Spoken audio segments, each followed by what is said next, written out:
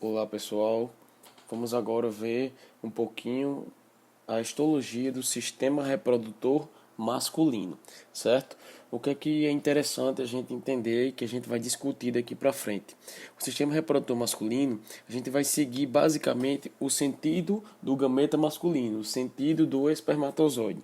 Então, a gente vai iniciar, certo? Lá dentro dos testículos, com os túbulos seminíferos, passando pelo epidídimo, onde esses espermatozoides são armazenados, caminham pelo ducto deferente, vamos ver também, e desse ducto deferente se juntam a secreção prostática e a secreção das glândulas seminais e vão para o pênis, por onde vão ser ejetados para posterior fecundação com o gameta feminino. Então, vamos iniciar por testículo. Em testículo, o que é interessante a gente entender? Se a gente pega um testículo em um corte transversal, o que é importante a gente visualizar, né? Que dentro da bolsa escrotal, certo? Do saco escrotal, a gente tem o testículo propriamente dito e repousando em cima dele o epidídimo, que é onde armazena-se a produção testicular do espermatozoide. Então, é comum a gente encontrar na própria lâmina a região de junção de túbulos seminíferos que estão dentro dos testículos com o epidídimo, uma zona de transição. Por quê? Porque, como eu estou mostrando aqui, o epidídimo repousa em cima do testículo. E dentro do testículo, o que a gente vai encontrar? A gente vai encontrar uma túnica albuginha, certo? Revestindo externamente esse testículo, que tem uma classificação característica aqui, que a gente vai ver. E dentro mesmo do testículo, a gente vê que ele é dividido em vários lóbulos, vários pedaços iguais. E cada lóbulo desse é composto por túbulos seminíferos, certo? Túbulos seminíferos, é isso aí que a gente vai focar de importância. Então, o que a gente tem de importante em um túbulo seminífero? São túbulos enovelados que ficam enrolando em torno de si mesmo, que dentro desses túbulos existem células sendo produzidas, que são os espermatozoides. Quando essas células estão maduras, estão finalizadas, né, os espermatozoides, eles caminham do túbulo seminífero em direção aos epidídimos. Como eu falei, o epidídimo vai armazenar essa secreção do espermatozoide, né? Essas células espermatozoides.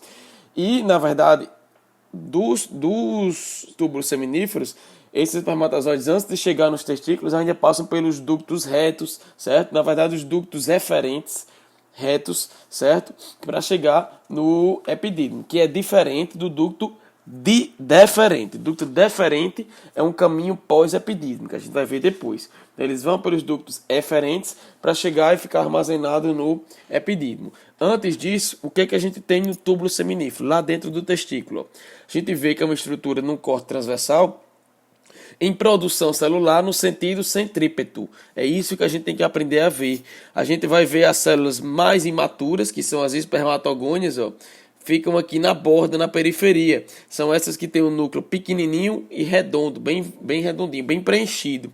E aí essas células começam a se transformar, começam a sofrer o processo de meiose, virando espermatócito primário, certo? Que já caminhando em direção ao centro, ganham tamanho, o núcleo aumenta de tamanho e começa a perder aquela densidade na cor. Começa a ficar mais claro, com espaços brancos. Por quê? Porque já começa do espermatócito primário para o secundário a haver o processo de meiose 1. E na meiose 1, a gente já inicia a prófase, né, da meiose com a perda da carioteca, a perda a diluição, né, a diminuição da cromatina sexual. As cromatinas ali de dentro vão se desmanchando, perdendo aquela densidade. Então o núcleo vai perdendo a densidade na cor também, certo? Bem como o espermatócito secundário ainda maior do que o primário, com o núcleo ainda bem mais claro, cheio de espaço branco, até chegar no próprio espermatozoide aqui no centro, que quando essas células já, depois do espermatócito secundário, viram espermátides, começam a ganhar flagelo e no centro do túbulo já são os espermatozoides, que aí vão caminhar pelos ductos eferentes até o epidídimo, para ficar armazenado esperando sua secreção, certo? Então, antes de iniciar, o que é que a gente vê externamente no testículo? Um revestimento, novamente, túnica albugínea. Vamos lá. Túnica albugínea, aqui no sistema reprodutor masculino, nós vamos encontrar em testículo, externamente, como a gente está vendo agora, e no pênis, certo? Dividindo os corpos do pênis. Só que temos uma diferença. Decora o seguinte: no testículo, essa túnica albuginea é única. Se ela é única, é a única que é tecido conjuntivo denso modelado. Por quê? Porque tanto no pênis quanto lá no sistema reprodutor feminino, dentro do ovário, lá no córtex ovariano, a gente encontra também túnica albuginea. E tanto no ovário quanto no pênis, essa túnica albuginea classifica-se como um TCPD denso não modelado. Aqui no testículo é um denso modelado, certo? Essa faixazinha rosa mais escura, ó, que fica por fora, um tecido conjuntivo, bem modeladozinho, com seus fibroblastos e fibrócitos constituintes. E aí, para dentro da túnica albuginea, a gente já penetra no lúmen do túbulo seminífero. Então, uma visão bem aproximada dessa lâmina, certo? Da lâmina do túbulo seminífero, para a gente entender mais ou menos como são essas células. Vamos lá. Aqui encostado na borda do túbulo, na bordazinha rosa do túbulo, a gente vai encontrar sempre as espermatogônias. Então, você vai encontrar sempre na borda o núcleo pequeno, uma célulazinha pequena, certo? Por quê? Porque ainda não entrou em meiose, certo? O espermatogônio está aqui bem pequenininho, o núcleo bem roxo, bem denso, certo? E aí começam a ganhar tamanho, certo? Ganhando tamanho, vão virando espermatócito primário, certo? Ganhando esse altura nuclear aqui. E depois, posteriormente, espermatócito secundário até chegar às espermátides, ó, que a gente já vê um núcleo bem mais clarinho, já virando e ganhando flagelo, virando os espermatozoides. A gente vai encontrar, é importante frisar isso, outros tipos celulares aqui. Quem são esses tipos celulares? As células de Sertoli. Células de Sertoli também ficam laterais às espermatogônias. Vão ficar no lado das espermatogônias. Quais são as diferenças? Primeiro, elas são células bem maiores que espermatogônias. A gente está visualizando aqui. Porém, seu núcleo é pequenininho. O da espermatogônia, como eu falei, é uma bola bem roxa, bem evidente, bem densa. Aqui é um núcleozinho pequeno, então por isso o citoplasma, que é mais rosa, fica mais proeminente. Então a gente vai ver sempre uma célula maior e bem mais clarinha em relação às células laterais a ela. Ou seja, a célula de Sertoli. É uma célula que vai estar tendo um papel essencial, certo? Na produção dessas células dos gametas masculinos, né? Que papel essencial é esse? É produção do suporte estrutural, formação de secreção da frutose, né? Que é o que nutre os espermatozoides ali, fazendo uma produção de proteínas de liberadoras de andrógenos, participando da barreira hematotesticular. Então, tem toda uma função estrutural e nutricional, certo? As células de Sertoli. Tranquilo? Então, é assim que a gente vai encontrar bem aproximado dentro de um túbulo. Então, vamos pegar uma lâmina nossa por um túbulo seminífero. Então, a gente está num corte aqui, ó, bem abrangente. A gente consegue ver um túbulo desse por completo. E qualquer região que a gente percorrer aqui, ó, a gente vai circundando esse túbulo e vai vendo que é sempre a mesma coisa. O que a gente encontra? Ó? Lá na bordinha, lá embaixo do túbulo, o núcleo, tanto essa que está apontando quanto as duas que estão do lado dela, a gente sabe que são espermatogônias. Ficam na borda com o núcleo pequeno e denso. Passou a ganhar tamanho, o núcleo começou a ganhar espaço branco, ó, a gente já está falando dos espermatócitos. E aí vai para a questão do professor cobrar ou não a diferenciação entre primário e secundário, que é muito peculiar. Acredita-se mais numa diferenciação que você visualize pela localização. Se está mais próximo à espermatogônia, é um espermatócito primário. Se está mais próximo já ao lúmen, ao centro do túbulo seminífero, já seria um secundário. Mas é bem difícil essa diferenciação. Importante é você entender que é um espermatócito, certo?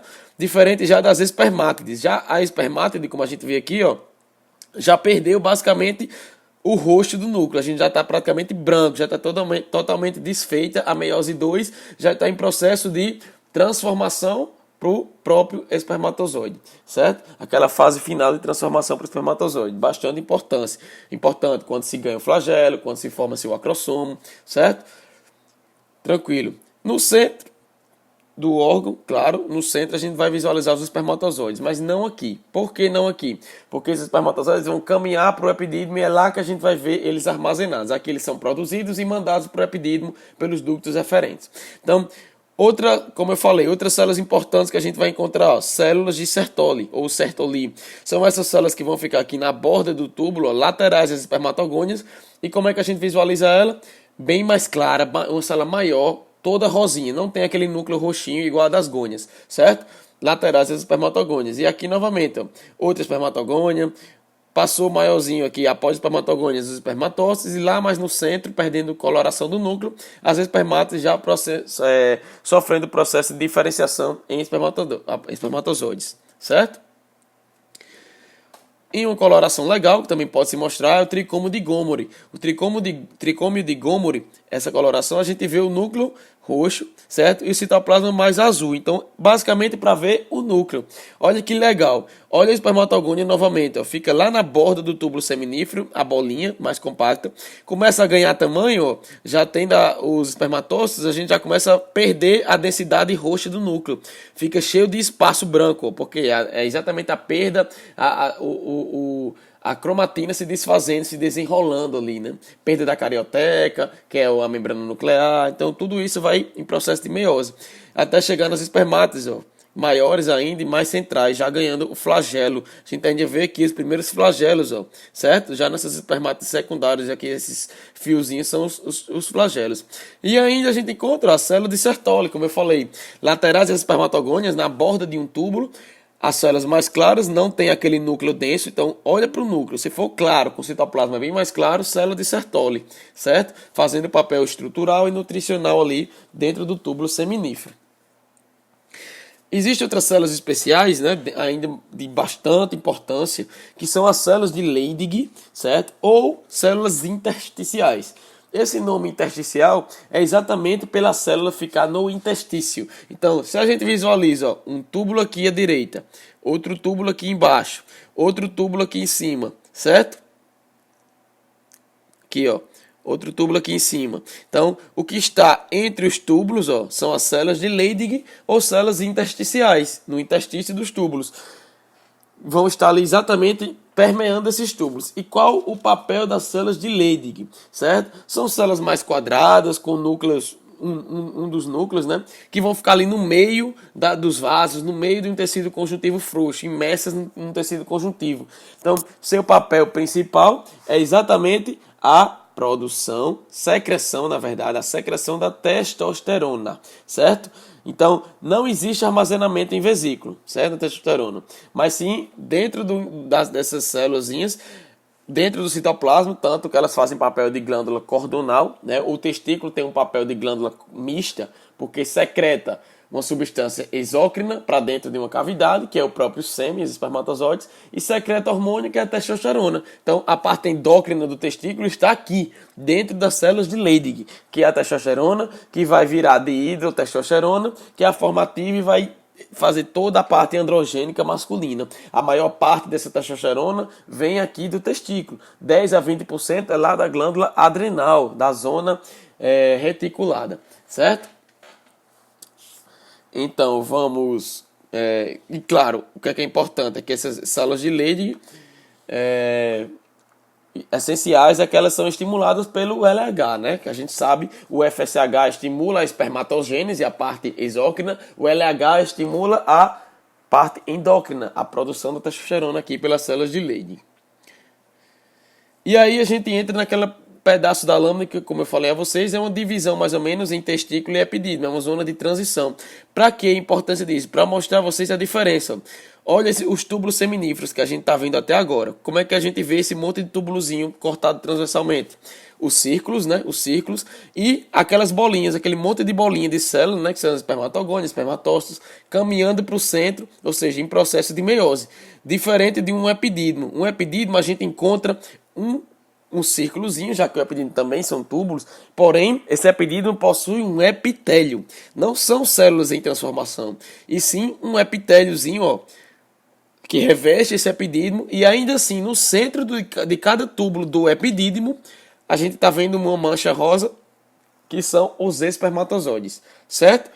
No centro do epidídimo a gente vai encontrar espermatozoide, diferente aqui dos túbulos seminíferos, que não tem nada dentro do centro do túbulo, porque, como eu já bem disse, os espermatozoides são produzidos e enviados para armazenar-se no epidídimo, certo? Então, pegando a lâmina de epidídimo, um túbulo desse do epidídimo e aproximando bem. Olha o que a gente encontra, ó. Um túbulozinho que, diferente das outras, a gente não tem células em transformação. E tem um epitélio. E dentro do epidídimo, os espermatozoides, ó. Olha que legal, o tanto de células espermatozoides aqui, armazenadas aqui, guardadas no epidídimo, certo? E que epitélio é esse que reveste nosso epidídimo? É um epitélio, ó, como a gente consegue ver, a lâmina não está ajudando tanto, a coloração não está corando muito o núcleo, mas dá para visualizar aqui que é um epitélio pseudo-estratificado, né? Aquele epitélio que tem núcleos em alturas diferentes, porém todas as células tocam a membrana basal, então não pode ser chamado de estratificado, por isso que é pseudo. Pseudo-estratificado colunar, com a presença de estereocílios, um dos poucos locais do corpo que a gente vai encontrar essa especialização de membrana, que são os estereocílios, certo? Então são células pseudoestratificados com a presença desses estereocílios. Não pode esquecer. Estereocílios esses que vão auxiliar nesse transporte de espermatozoides para o ducto deferente, para ejacular-se, para mandar para fora do organismo, na verdade, para o interior de outra cavidade, né?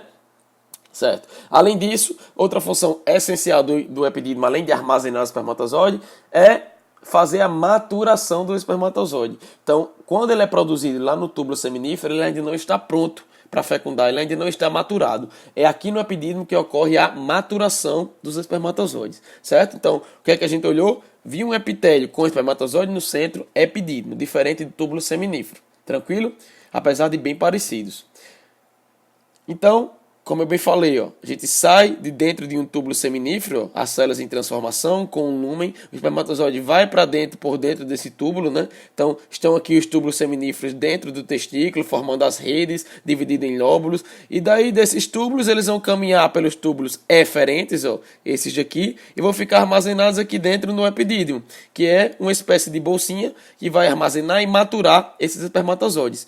Após o estímulo mecânico, o estímulo sexual, os espermatozoides caminham do epidídimo e vão seguir confluindo por esse ducto, né, que é o conduto ou ducto deferente. Cuidado, não é eferente. Eferentes são esses aqui, ó, do túbulo para o epidídimo. Esse aqui é o deferente, é um ducto macroscopicamente visível, o deferente, certo? Macroscopicamente visível, que a gente vai ver facilmente na nossa lâmina. Então, pegando uma lâmina aqui, um corte bem amplo, um corte bem pequeno, né, que a gente acredita seja menos do que 4, o aumento aqui da lâmina, para que a gente consiga ver por completo esse ducto deferente. Olha como é interessante. A gente consegue ver toda a sua estrutura. Estrutura essa que tem uma parede de músculo muito proeminente. Então, toda essa parte rosa, bem espessa aqui, é músculo. Músculo liso do ducto deferente. Então, a gente vai ter uma região no centro, ó, aqui dentro do ducto são espermatozoides, a secreção, mais uma camada mucosa com um epitélio ali revestindo, vai ter o músculo liso e vai ter uma túnicazinha adventícia que vai ficar por fora, como sempre aquele tecido frouxo. Então, vamos ver na nossa lâmina. Ó. Como é que eu vejo um ducto deferente? É essa proeminência da camada muscular. É o que mais marca o ducto deferente. Existe um macete, se assim pode ser chamado, que em caso de dúvidas extremas, acredito que isso não aconteça, né?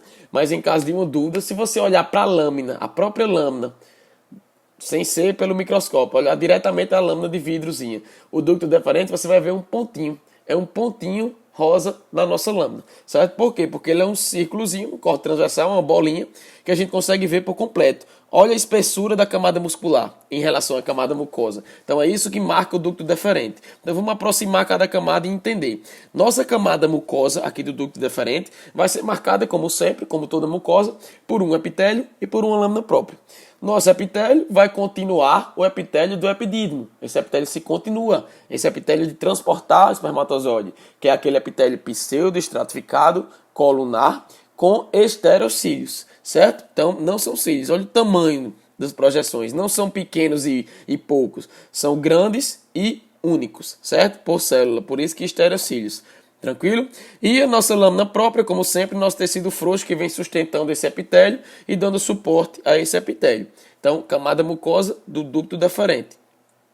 Se a gente vai para a camada muscular, aquela mais proeminente, a gente pode dividir ela em 3 camadas de músculo liso, 3 subdivisões, que é a camada longitudinal interna, semelhante ao feminino, como a gente ia falando, no reprodutor feminino.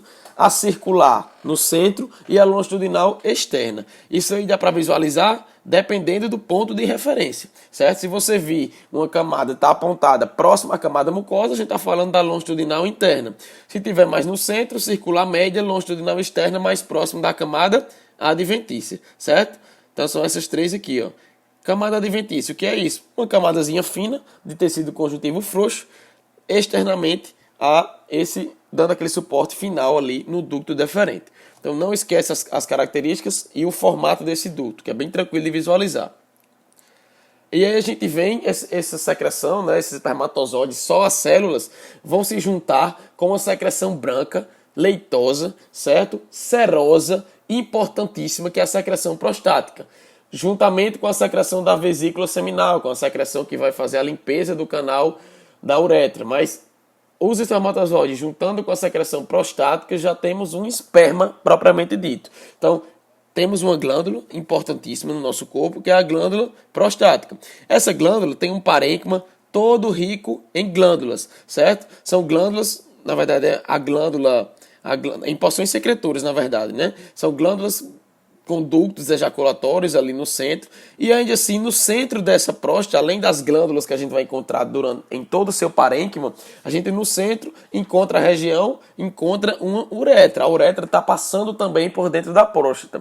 Lembra que a uretra a gente tem três regiões, certo? Que é a uretra membranosa, a uretra prostática, na ordem, na verdade, a uretra prostática, que é a primeira parte da uretra, depois a uretra membranosa, antes de chegar no pênis, e vem a uretra peniana, certo? Então, aqui dentro da próstata já passa a uretra, né? Que é a junção do ducto deferente com a próstata, já caminha para a uretra para liberar essa secreção para fora do corpo. Mas, como é visualizado na histologia, o estroma dessa glândula é um estroma fibromuscular. É basicamente tecido conjuntivo com músculo liso, e dentro desse estroma, ó, uma riqueza de glândulas, certo? A gente vai encontrar, ó, glândulas prostáticas principais. Glândulas estas que vão se classificar como glândulas túbulos alveolares, igualmente as glândulas mamárias, né, que é uma glândula anexa, ramificadas. Então vamos aprender a diferenciar próstata e glândula mamária. Todas duas são glândulas túbulo-alveolares, né? Qual a diferença? Glândula mamária é uma glândula mucosa, certo? Aqui em próstata a gente consegue ver que as células são bem mais rosas com núcleos centrais, então a gente está falando de uma glândula serosa. Então, primeira diferença. Segunda diferença, na próstata vai passar uma uretra. Se a gente visualizar uma uretra no meio das glândulas, a gente está falando de próstata. Glândula mamária não tem uretra. Glândula mamária tem ductos galactóferos, são os ductos das porções secretoras, certo? Outra coisa interessante é que aqui na próstata, a gente aproxima mais ainda, se forma uma espécie de tecido epitelial de revestimento simples colunal, que não acontece lá na glândula mamária. Aqui, ó, as células ficam todas, as porções secretoras, como são tubulares, né? O túbulo ele é formado por um epitélio simples colunar, bem tranquilo de ver, ó, células alongadas com núcleos alongados, formando porções secretoras que vão acumular exatamente a secreção prostática. Como eu falei, é uma secreção branca serosa, diferente da mucosa da glândula mamária. E o mais característico da próstata é que o que passa dentro dela, né? Passa uma uretra prostática. Uma uretra prostática é uma região ali, ó, que a gente vê esse lúmen, né? Essa parte branca ali, ó, com formato não tão redondinho, mas cheio meio que prolongamento, mas é esse espaço branco que vai estar ali no meio da próstata. É porque a gente não consegue mostrar a próstata completa, né? Por vocês, que é uma coisa muito macroscópica, para ver ela por completo aqui. Mas, no geral, se a gente tem uma região ali que vai existir esse espaço aqui, que é esse espaço branco, é um lúmen da uretra, é a primeira uretra, é a uretra prostática. Essa uretra, ela varia de acordo com a região. Aqui na próstata, o epitélio dela é um epitélio de transição, certo? Cuidado com isso, um epitélio de transição, que é um epitélio diferente da uretra peniana, que a gente vai ver já já. Então, transição, o epitélio da uretra prostática, com esse lúmen bem evidente dentro da próstata. E a gente entra no último órgão, que é o pênis. Esse primeiro é uma visão didática para a gente entender como é o pênis, certo? Fazendo um corte transversal, do jeito que essa foto está mostrando, o pênis ele é dividido em três regiões, certo? Que são os corpos cavernosos, dois corpos cavernosos, certo? Que são corpos esses responsáveis por enchimento sanguíneo de sangue, que é o que vai proporcionar a ereção. Esses corpos se enchem de sangue e deixam o pênis ereto, quando estimulado, certo? E um corpo esponjoso. A característica do corpo esponjoso, além da esponja do tecido, né, que a gente vai ver como é a presença também da uretra peniana. Então, é no corpo esponjoso que vai passar a uretra peniana, que a gente vai ver já já como ela se classifica aqui. E, além disso, os corpos cavernosos. E quem é que divide esses corpos, deixa eles bem delimitados? É a túnica albuginea, aquela famosa túnica que a gente já falou.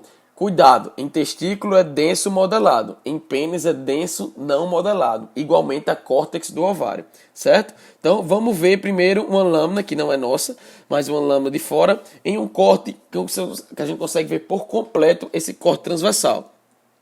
Então, para a gente entender, ó, como é esse corte aqui, a gente tem dois corpos cavernosos, que o que vai marcar ser um corpo cavernoso é a presença desses espaços bem claros, ó, essa rede de vasos, né, com os espaços mais claros, até brancos, que são os próprios espaços que vão se encher de sangue, que no momento do corte não estão cheios de sangue, então estão vazios. Então, fica esses espaços brancos, certo? Corpos cavernosos. E quem separa isso, quem separa os corpos cavernosos esponjosos, quem circunda todos esses corpos cavernosos, é a túnica albuginea, como a gente falou, e vamos mostrar logo em HE, porque essa coloração aqui não é HE, é uma coloração mais escura. E ali embaixo, esses corpos cavernosos, ó, a gente tem o corpo esponjoso, que é único, é mais esponjoso, a gente vai ver como é a classificação, e passando dentro dele aquela famosa uretra, mas aqui a uretra peniana ou uretra esponjosa, diferente da uretra prostática que a gente acabou de ver, certo? Então, vamos aproximar. O que é que a gente vai fazer agora? A gente, no nosso aumento de 4, a gente só consegue visualizar, ó, bem aproximado. Então, a gente vai para uma região aqui, ó. A gente vai pegar exatamente essa região em cima dos corpos cavernosos, próximo aos corpos cavernosos. Tá aqui, ó. Na verdade, a região de divisão. A gente vai pegar essa região aqui de divisão, ó. Esse trígono aqui que divide os dois corpos cavernosos do corpo esponjoso. Vamos visualizar isso em HE. Tá aqui. Só que agora de cabeça para baixo, em relação àquela imagem que a gente viu, ó. Os dois corpos cavernosos, CC, aqui direito e esquerdo, separados por toda essa túnica albuginea, ó, que circunda esses corpos, como a gente viu, um TCPD denso, não modelado, e acima dele, que como aqui está invertido, mas na visão anatômica é abaixo, mas acima aqui o nosso corpo esponjoso com a nossa uretra ali, ó. A uretra passando dentro do corpo esponjoso, a nossa uretra esponjosa. Então, corpo esponjoso, a gente vê, ó, esse monte de espaço, por isso que é chamado de esponjoso, que são as esponjas, né? Diferente do cavernoso, que é cheio de vaso sanguíneo, com os espaços esperando o estímulo sanguíneo para se encher de sangue e proporcionar a ereção. Então, vamos ver corpo por corpo. Então, numa visão geral, lembra de aparecer uretra, corpo esponjoso. Não apareceu uretra, está cheio de vaso sanguíneo, corpos cavernosos. E quem divide é a túnica albuginea, certo? Aproximando primeiro o corpo esponjoso. O que é que a gente encontra? A gente encontra um TCPD com músculo liso, né, no geral, formando vários espaços desses aerados, né, que são as esponjas. E no centro desse corpo esponjoso vai passar, além de capilares sinusóides aqui, que a gente está vendo que marca esse corpo esponjoso, capilares sinusóides, a nossa uretra esponjosa. Lembra que lá na nossa uretra prostática, o epitélio era um epitélio de transição. Aqui, não. Aqui é um epitélio estratificado colunar. É um dos poucos locais, talvez único, do corpo que tem um epitélio estratificado colunar. Porque o restante dos estratificados que a gente vem vendo até agora, lembra que é sempre estratificado pavimentoso, queratinizado ou não queratinizado, mas é sempre estratificado pavimentoso, que são as zonas de revestimento de atrito, certo? Como pele, como cavidades úmidas. Aqui no pênis não tem essa região de atrito, essa região da uretra aqui não tem um atrito tão intenso. Então é um estratificado colunar, certo? Por quê? Porque as células superficiais são colunares. Então classifica-se o estratificamento como a estratificação, como estratificado colunar. Beleza? Então, corpo esponjoso com capilares sinusóides no meio das esponjas e passando a uretra. Já os corpos cavernosos, ó, como a gente vê, ó, separados ali pela nossa túnica albuginea ali em cima. Então, abaixo dela, que ela circunda esses corpos cavernosos, a gente tem isso aqui, ó, um emaranhado de vasos sanguíneos, ainda resquícios de sangue, né? Então, uma riqueza de vasos com músculo liso, com tecido conjuntivo. Então, essa presença de espaços com sangue e capilares e vasos ali que vão ser preenchidos. Então, tenta se referenciar pela túnica albuginea, pela uretra, para saber em que porção do pênis a gente está, certo? Tranquilo, pessoal? Então é isso. Espero ter contribuído e qualquer dúvida estou à disposição. Um abraço a todos.